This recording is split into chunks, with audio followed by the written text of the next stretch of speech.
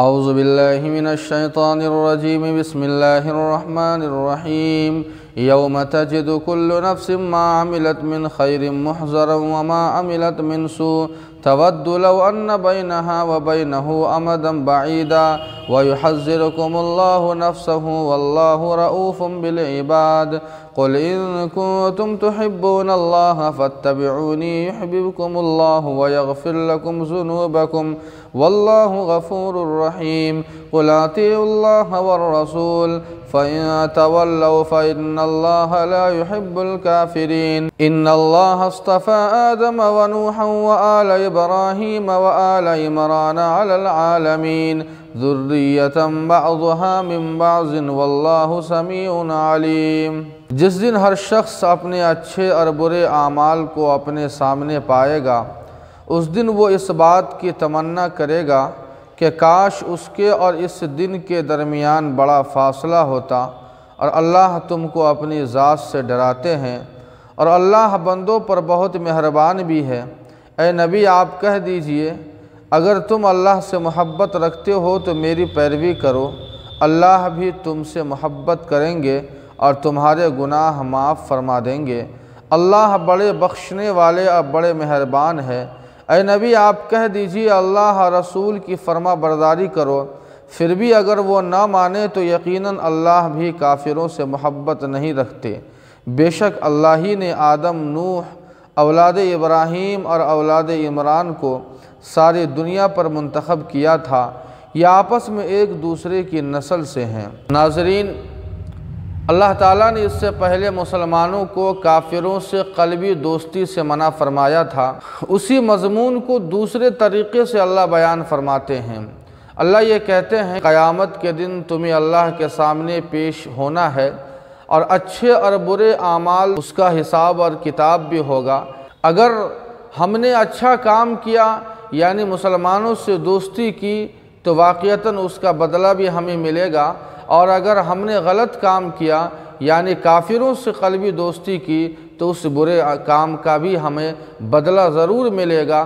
اللہ فرماتے ہیں کہ اس دن یعنی قیامت کے دن ہر انسان کی یہ تمنا ہوگی کاش کہ قیامت کچھ اور سالوں کے بعد آتی تاکہ ہمیں زندگی میں رہنے کا اور موقع ملتا۔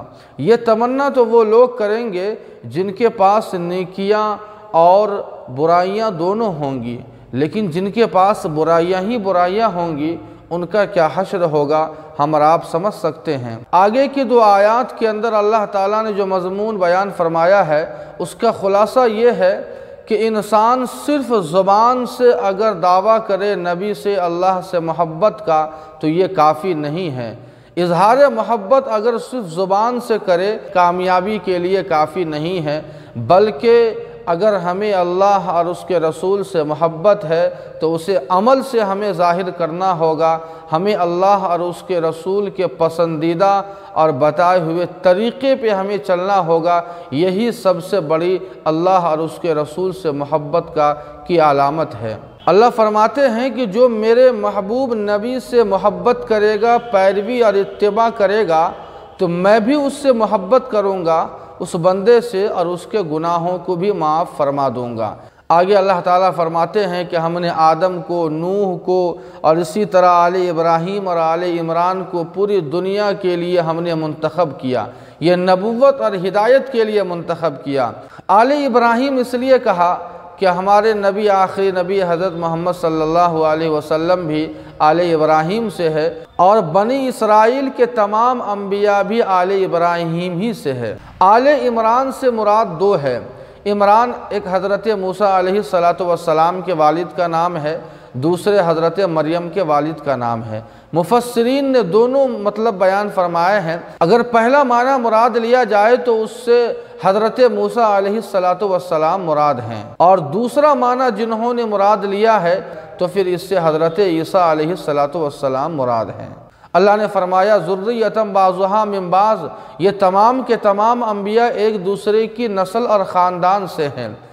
اس کے دو معنی ہیں۔ ایک معنی تو یہ ہے کہ ہر نبی دوسرے نبی کی تائید کرتا ہوا آیا ہے، اور دوسرا مطلب یہ ہے کہ واقعتاً یہ سارے کے سارے انبیاء ایک دوسرے کی نسل اور خاندان سے ہے، چنانچہ آل عمران یہ آل ابراہیم کے خاندان سے آتے ہیں، اور آل ابراہیم یہ حضرت نوح کی نسل سے آتے ہیں، اور حضرت نوح حضرت آدم کی نسل سے آتے ہیں۔